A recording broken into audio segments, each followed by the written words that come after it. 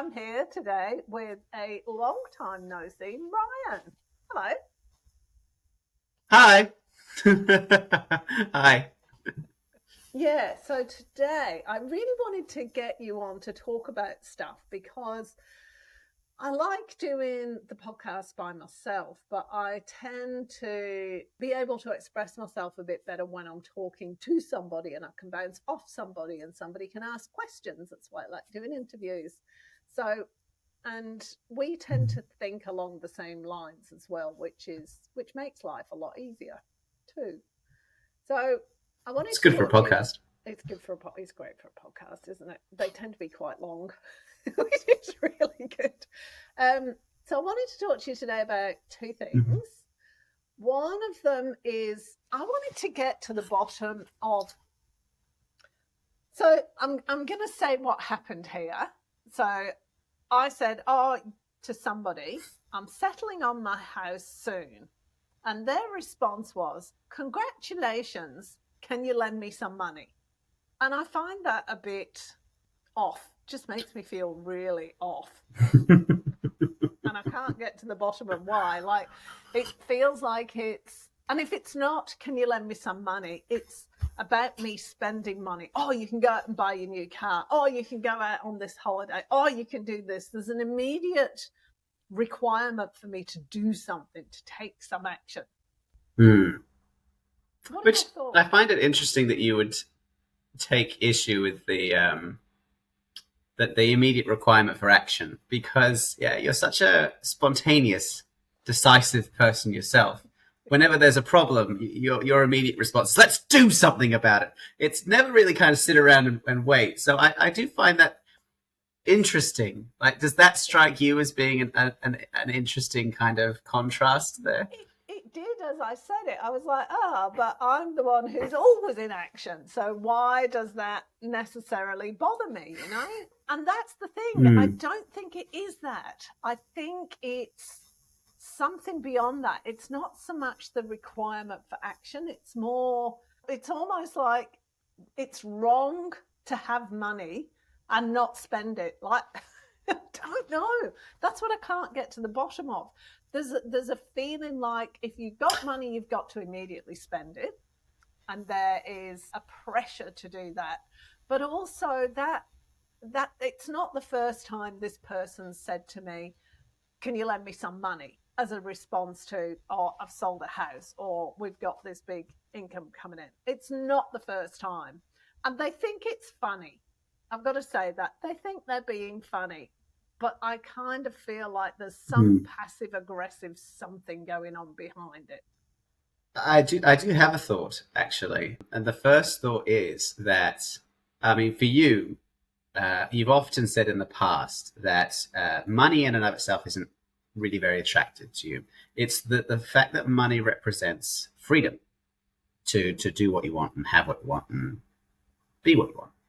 So my first thought is that when you've got money, which is this bucket load of freedom, ability to do whatever you want, and then someone comes along and says, yes, but have you considered that these things need to happen that you haven't planned on, and therefore they're responsibilities, which is the opposite of freedom. It's like all these kind of anchors, these chains on what could be a potential amount of freedom, would be my first thought. And there is a fair bit of "don't tell me what to do" going on in there as well. In case you hadn't noticed. Wasn't going to mention that overtly, but yeah, I think there is at least a small amount of. Because would your reaction be the same if someone else were to do it? If this person comes along and makes these kind of jokes, oh, you've just got a bunch of money. If would you feel the same way if a different, if an acquaintance versus a close friend versus say one of the children came to you and said, "Please, mother, may I have some more of your money, please?" Would you, would you feel the same way? Is the question. Yes, I would actually. That's shocking. Because I think the next question that I have is your reaction like an annoyance or a resentment? Both. It's a little bit of both. Mm. Yeah. There's a definite irritation there, but there's also a feeling, I suppose I'm left feeling used a little bit. Like a cash cow or a golden goose. Yeah, that kind of thing. Do you feel goose-like? Well, geese can be really Honk. nasty, so yes, quite probably. Because I assume it's a one-way street. I assume that when this person gets a bunch of money, if that ever happens, you don't go up to them and say, "Please, sir, or madam, may I have some more?" Oliver Twist style. I assume it's very much a one-way kind of feeling, which would lead to this and feeling. maybe that's it, because I wouldn't dream of doing that to somebody. It just feels rude is the basic word I can put against it, but it just feels manipulative. And it's not so much about relying on somebody else and not being independent. It's kind of not that. It's a little bit to the right of that. You can see I'm going to the right. It's a little bit to the right of that. There is a little bit about. I had a thought too, but yeah, go on. So I was going to say I had a thought too, but it was shuffled along to the right by your shuffling, and now I've lost it again. It's funny because I personally very rarely talk money with people. As you're aware, and so listeners are aware, I'm an actor. I'm a theatre person, which means that the most I'll ever talk about it is to make jokes about how poor I am, which is fine, par for the course. I'm actually doing fairly well. It's just that's the joke at this point. But I never ask for. I make a point never to ask for money because of a variety of reasons.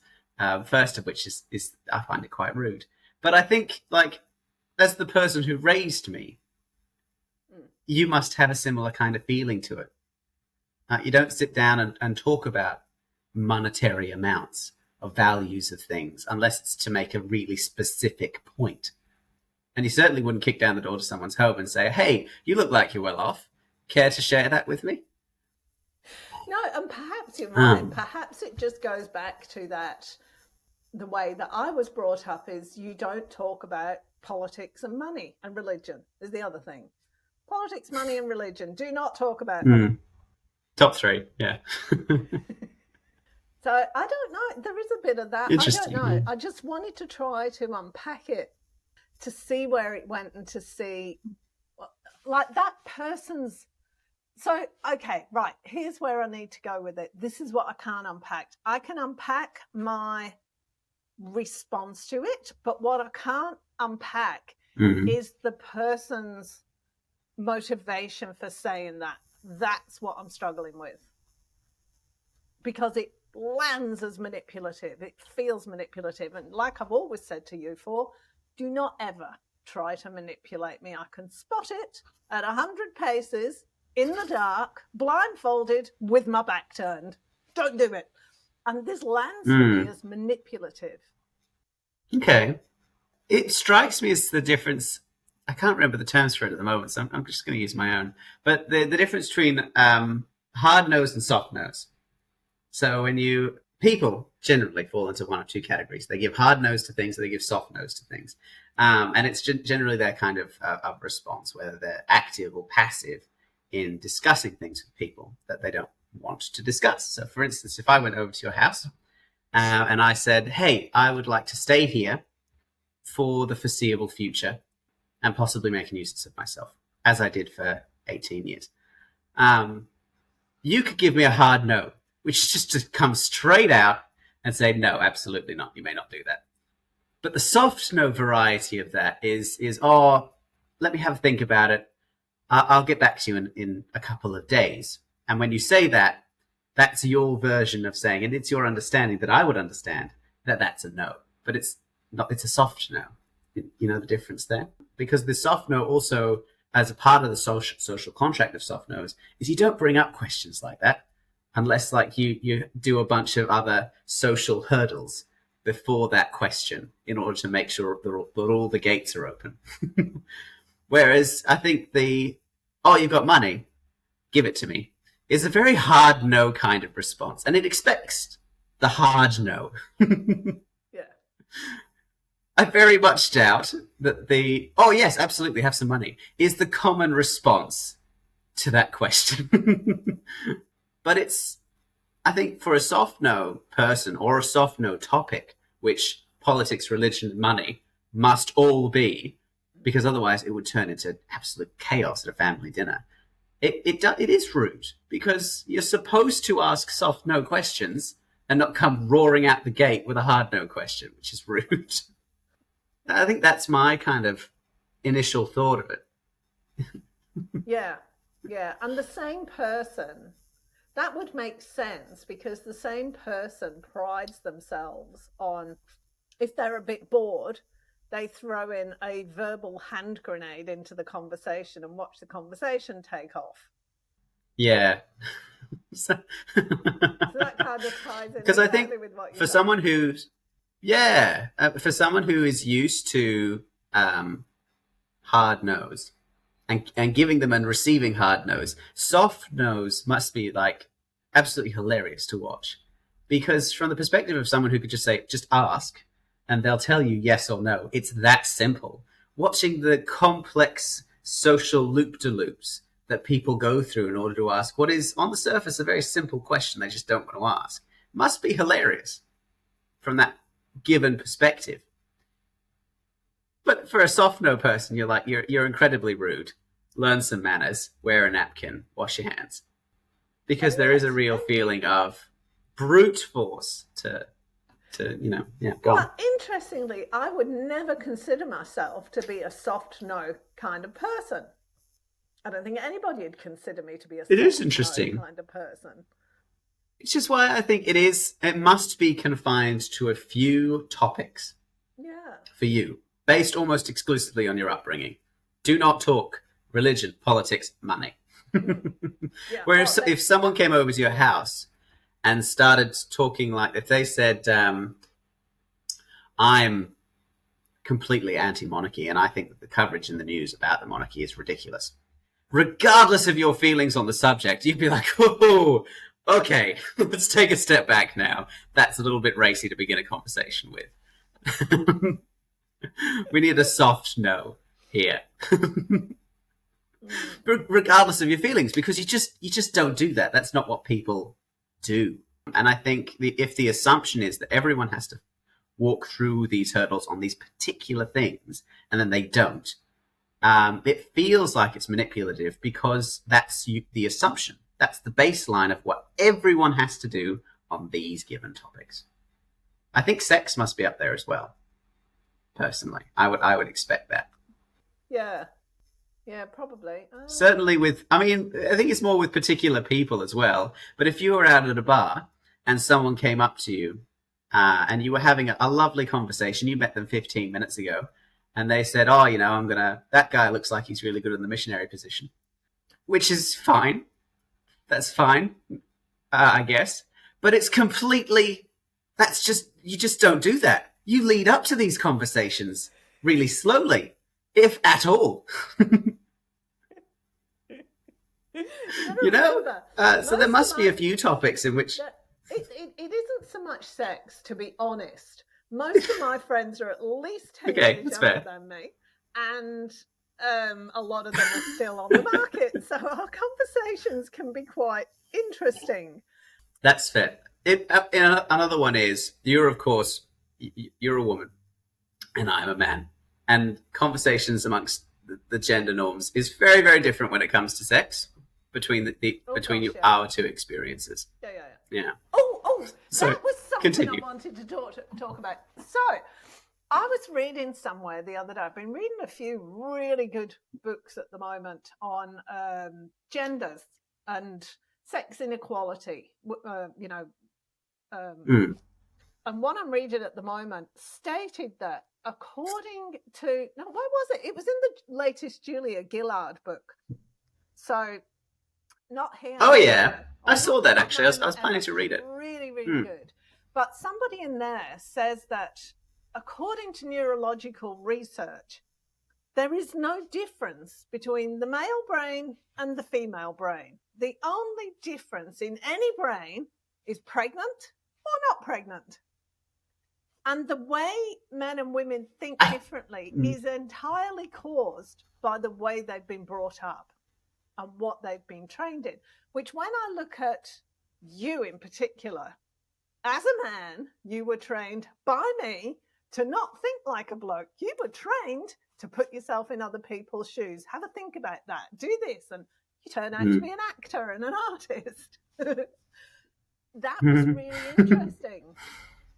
I think I failed quite miserably with one of your sisters, but I think that's her own thing. But the other one is, she can stand on her own 2 feet. They both can. But anyway, I need to delete that bit, Sad. Just delete that bit. I was going to say, they're not going to like that. It'll start arguments. The sisters. The other bit. Up to where I finished talking about Ryan. Yeah. So that's absolutely, like, that's what we were taught when I was doing neuroscience, is that structurally speaking, there's absolutely no difference between the male brain and the female brain. There are chemical changes according to various physiological differences, pregnancy being the most drastic, which is kind of understandable considering you're acting as an aircraft carrier for human beings. But there's really no kind of structural difference there. Like, there's no reason that people act differently aside from hormones. And I find it really, really telling that giving each, like, if you gave a man more testosterone, it doesn't make him more manly, even in the physical sense. If you gave a woman more estrogen, it doesn't make her more feminine, even in the physical sense. Like, I find that really kind of interesting, and a lot of these things really are just trained into people, and it's so lazy. Most of these sexist things, or the sex difference kind of things. Like, I was reading a whole article on the women or girls mature more quickly than boys do. Read a whole article on it because there are a couple of points, a couple of studies that show that that's generally speaking the trend. But there's very little physiological reason for that. And one of the rising assumptions is that we just train that. We just train that into kids. Like, because we say, oh, girls, you're supposed to be more mature. I expected you to be more mature. You should be more mature. And, you'll get your act together. Whereas boys are like, they won't mature until they're 25 at a minimum, maybe 37. We'll just see. It'll happen. You met Australian at all? I know plenty of men. Yeah, I met plenty of men who are the same now that they were at 14. And I think that's so lazy. I think that's so lazy. But which I think is really interesting when you do talk about how sexism obviously still exists, and the way people respond differently to different genders, because it's just entirely trained at a specific point. It's just entirely trained, especially when you get to post 60 or so, you're back to being practically identical. Like, kids under, what was the age? Kids under about 4, just, there's really no difference, basically. Apart from they've got a couple of different organs. Gender is just a concept. It doesn't apply to them. There's no difference in their activities, in their levels of energy, or their responses to different stimuli. There is a lot of different response to the way that people approach them, but that's something else. But it's also the same after about 60. Once menopause finishes in women, men and women become practically identical again in every metric. It's ridiculous. Like, there's no except in life expectancy, which is generally to do with whether or not, boys will be boys or won't be boys. That was a long-suffering look, Ryan. Yeah. You struggled at school with exactly this reason, didn't you? Because I remember all 4 of you coming home saying, they're so childish. They're so childish. Yes. Short answer. Okay, what's the but? It's just there's I'm not sure, and I'm still unpacking it to this day, because there was a big part of they're so childish, and they were, but I didn't enjoy myself as much as they did, and I look back on it, and I'm not certain how much of my response was a childish perspective of what childishness is. You know what I mean? And it's something I've been thinking about recently. It's interesting that you bring it up. Is when you look back on it, you can't be certain whether the responses that you have to things when you're that age are only fueled by a childish perspective and understanding, a shallow understanding of what it means to be a child, as opposed to being. I'm rambling. I'm completely rambling. This makes no sense. The point is, I have no idea. The short answer was yes. It particularly doesn't, because if you met most of those guys now, what would your response be? Well, I don't think I'd hang out with them. There you go. And probably one of the first things that you'd say is they're really immature and childish. Yeah. Which wasn't to say that I wasn't immature or childish, also, in retrospect. No. I remember being told off in chapel at once. Yeah, that was... No, but... yeah, What? What did you get told off for? Oh, I was conducting with a pencil. Had a pencil out. Which in retrospect is fine, if weird, but I got told off for it.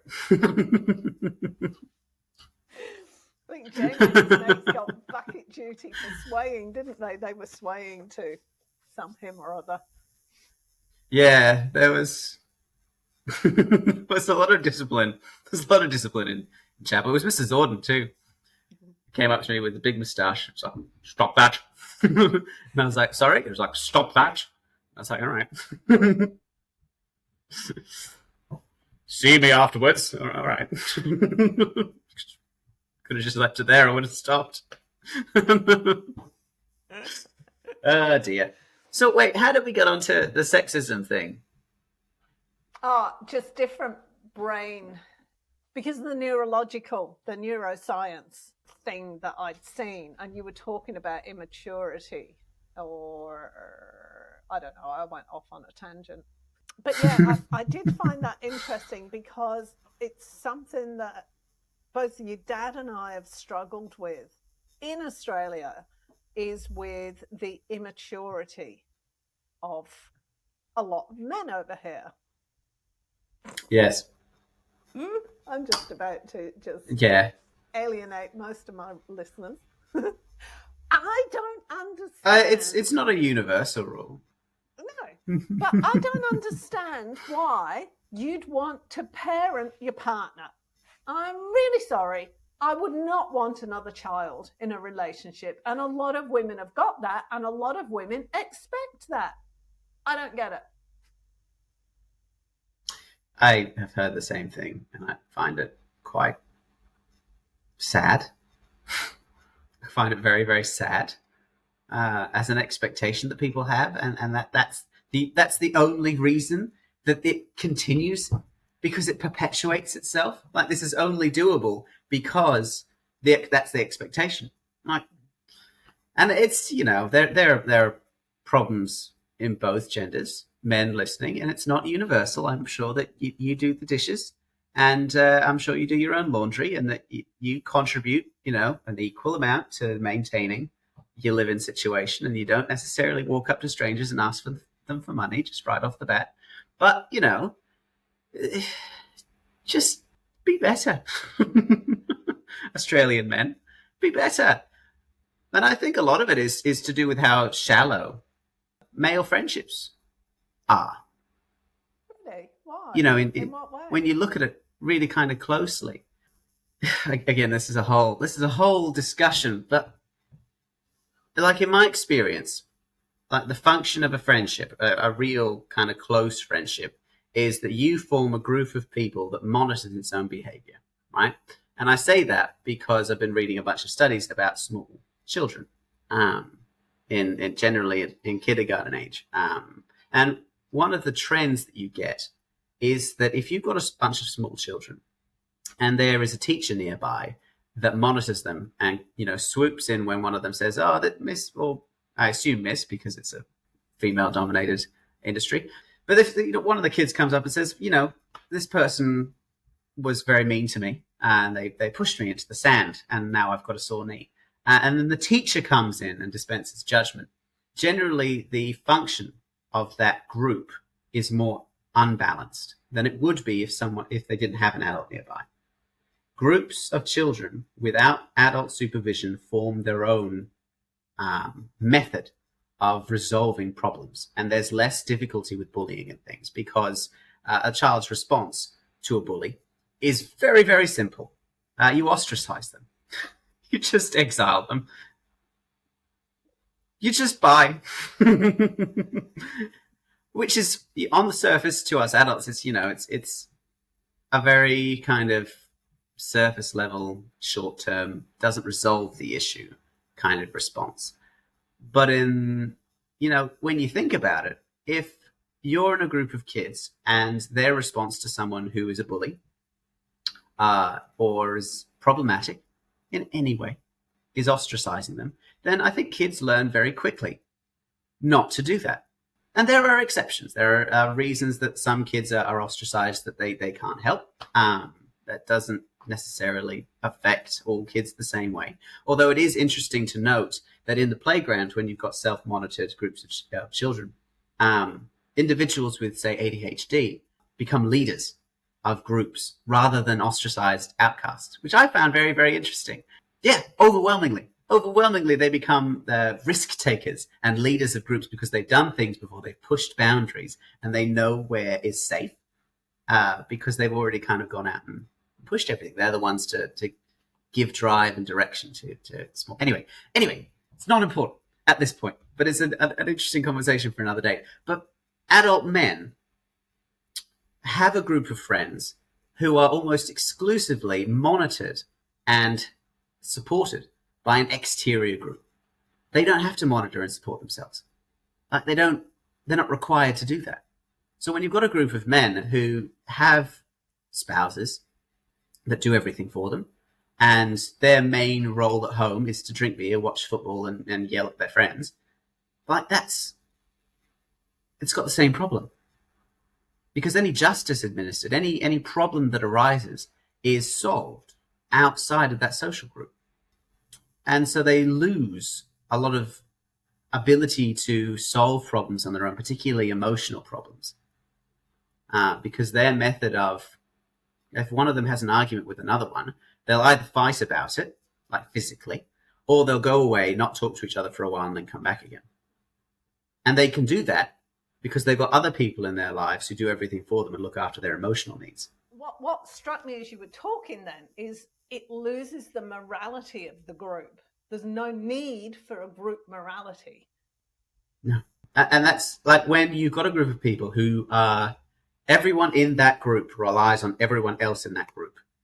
In order to balance everything, everyone has a different role. Everyone kind of has a different ability to support the group in some way, like you would in either a pre-civilized society or in a kindergarten. You learn about making sure that everyone's taken care of, and you learn how to take care of people. Like, it's not difficult when you have a fight with your friend to sit down and say, "Look, I'm sorry." No strings attached. I'm sorry. Our friendship is more important than this argument that we're having. I want to make it up to you. Let's have a beer and forget about the whole thing. It's not difficult. It's not difficult at all to do that. But how many Australian blokes, of a particular creed, could you see actually sitting down and without prompting say, "Look, I'm sorry. I'll take responsibility for my actions." And they don't need to. They don't need to at all. They're not the ones who buy Christmas presents. They're not the ones who write letters.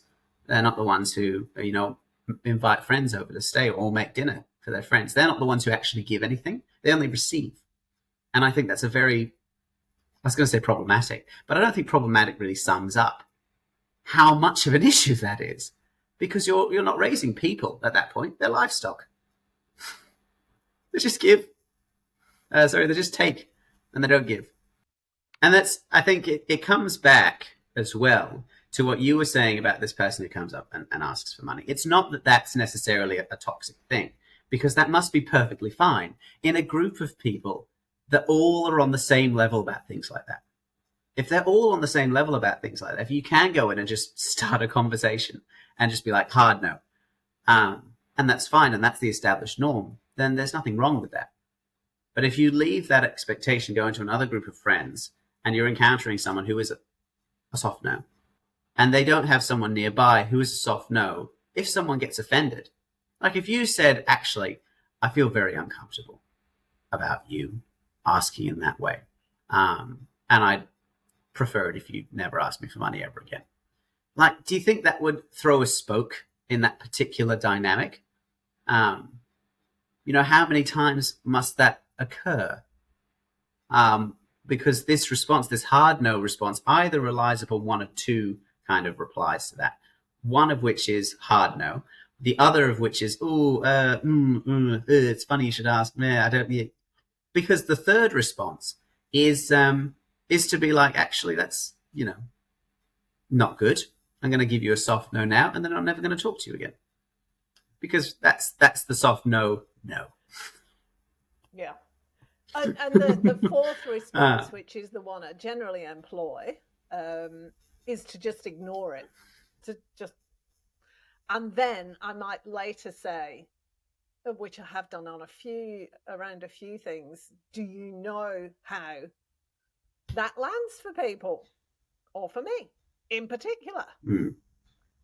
Does it change the action when you come in and confront that behavior? Does it change that?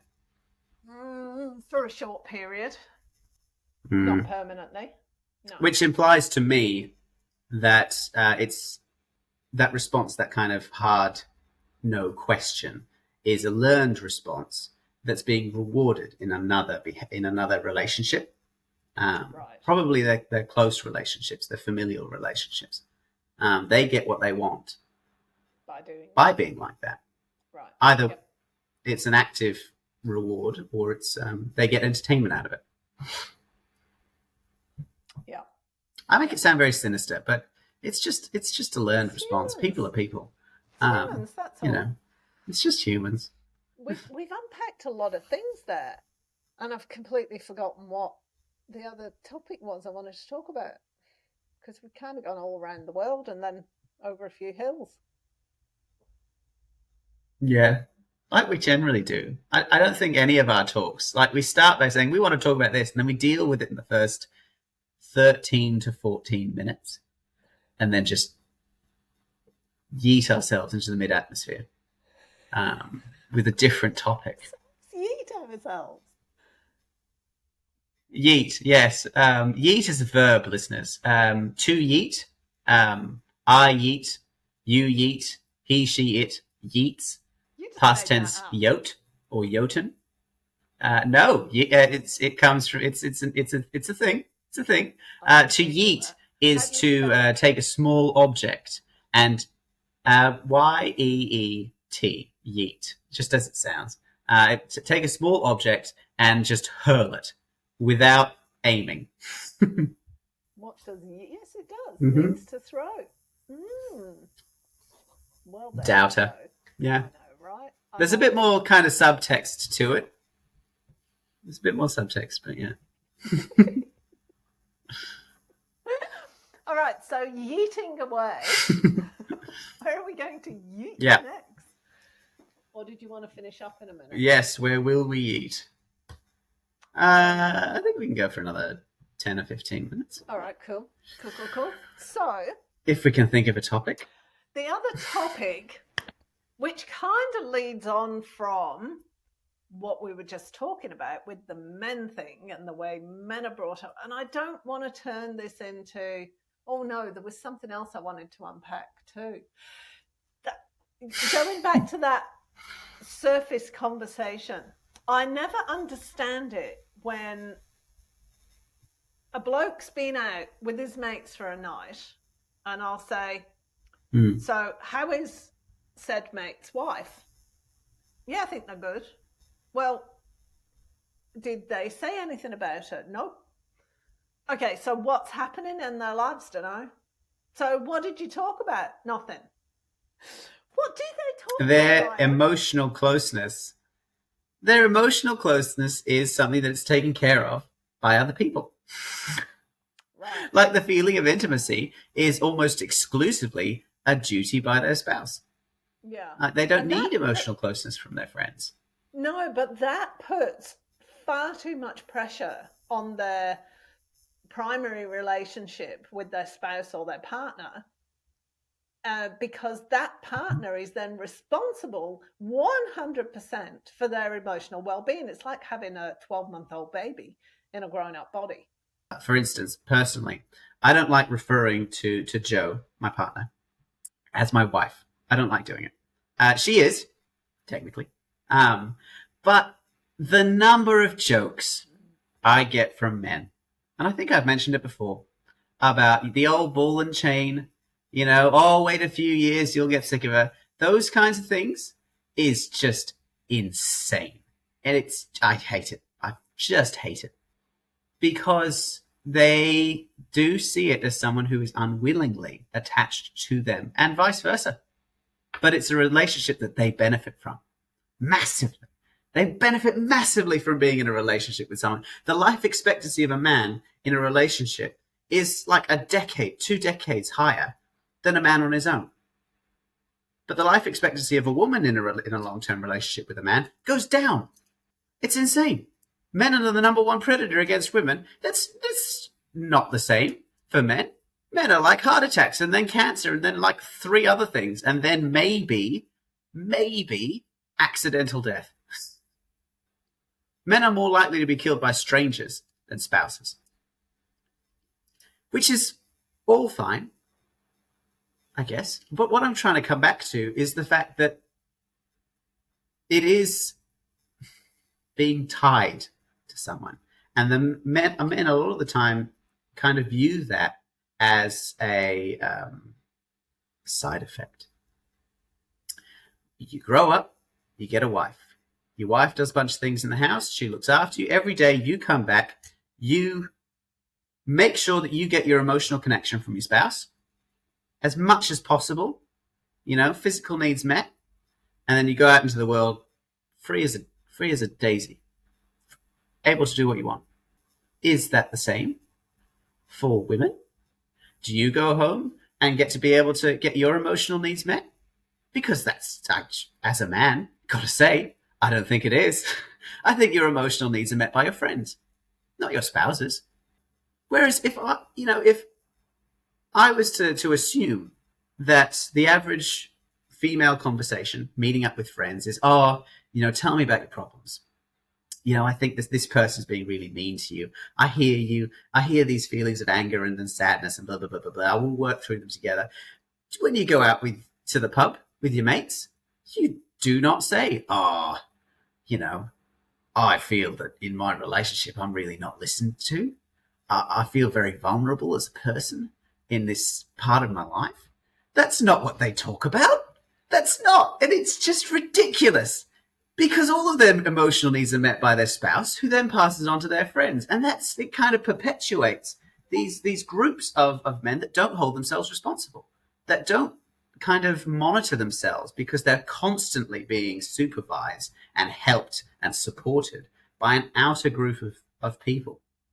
Because the men don't care about the wives of their friends. And honestly, for the pure definition of it, often don't care about their wives. Not really. Because you've got to consider someone to be an actual person in order to care about them. No, Yeah, that was a I bit of a totally rant. agree. Like, I was reading something the other week about this female journalist went into an old people's home, aged care centre, whatever the word is now, and she was talking to this old lady who'd been widowed quite a long time ago. And this old lady said to her, she said, a lot of women won't admit it, but we're so glad when our husbands die because now we don't have to do the cooking and the cleaning and the looking after somebody. But don't tell anybody I said that. that's what it's like. And the number of women that Yeah. I've met, sort of my age and older, who are just, or even younger than me, fed up. The kids have left home, but they've found themselves with this child that they're married to, that they've still got to do everything for, like they're a 3-year-old. Yeah. I was going to say, I think that perpetuates the gender difference. That's the main difference, is one half of the human race can deal with their emotions, again, statistically speaking. The other half of the human race relies on the first to do it for them. And hasn't And been taught. For that reason, they haven't been taught yeah. how to and that's what I find really disturbing. If there is no difference in male and female brains. What I was going to say is, it's going back to the start when we were talking about your friend who brings up this money thing. Does it strike you as something that one of your female friends would do, as opposed to one of your male friends? Is it a masculine activity or a female activity? Good point. Good point. It's an immature activity, actually. When I'm looking at it back from the conversation that we're having now, or we've just had, it's immature and childish. And it's, there's no caring about the potential emotional repercussions of behaving that way. There's not an acknowledgement that there might be potential repercussions. No. And I think that's what, there's no sophistication in it. And I think that's what actually bothers me, is it's immature. That's it. That's the basic thing. It's really immature. The one that strikes me as being the problem is not necessarily the question itself. It's, as you said, when you talk to them and you say, this is, this doesn't work for me. And then they come back a while later and just do it again. That's the problem. Yeah. It's fine to make a mistake as a person. It's when you do it, when you know it's a mistake and you know it's going to affect people, that's the problem. And that's the indicator that they don't really have to deal with the consequences of their actions. And I think that is the problem. That's the problem. I find it exhausting. Like, I just wonder how many women, even younger women, are just completely exhausted by having to have that 100% responsibility for somebody, not for a few years while they're growing up and you're teaching them, but permanently, in perpetuity, never goes away. It's, yeah. We could talk for ages about how unfair it is, but the answer is yeah. It's just so unfair, especially when you take into account like the all the things about the wage gap, all the things about the requirements of labor in a female workforce, when the expectation is they finish the same day of work that a man does, and even if they are paid the same, they go home and they have to look after the kids and clean and do the cooking, because I have to say, generally speaking, actually, my friends aren't really they're not the metric for this, gotta say. But generally speaking, all of those things are done by the women. They have to go home and look after the kids, which are, quite apart from cooking and cleaning and laundering and things, looking after the kids is like, hoofed. That's the big one. And it's just not reciprocated. In the male population. They don't have to worry about that. It's not. And the thing is, there is no there's no upside that men can see for behaving that way, because right now they've got everything they want. Why would they want to give any of that up? They don't get to do the housework. They don't have to think about stuff. They don't have to be responsible. They don't even have to be moral. They don't even have to have a moral compass because they're told what to do. Why would they give that up? It's one of the principles when we discussed immorality when I did philosophy. one of the principles of immorality is never assume malice when you could assume apathy. The problem with, say, racist or sexist institutions isn't the fact that people are actively malicious in supporting them. It's that they benefit. They benefit from these institutions being in place. Oh, I'm morally against it. But while it's there, I might as well just get a cheeky little, benefit out of it. That's the problem. Yep, that's quite right. Yep. And I think we need to finish up there.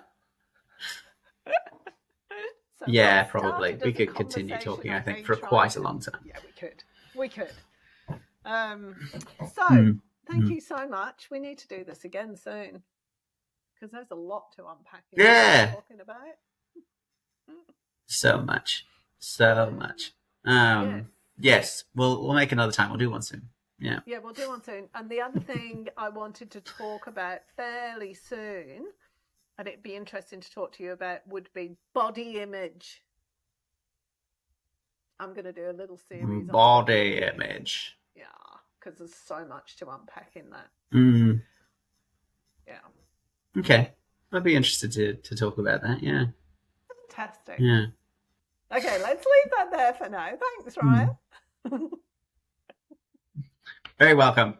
Thanks for talking. If you enjoyed this episode, be sure to subscribe and don't forget to rate and review this podcast and share it with your friends. Thanks so much for listening, and I hope you're leaving with some thought-provoking information that can make a difference in your life. See you next time.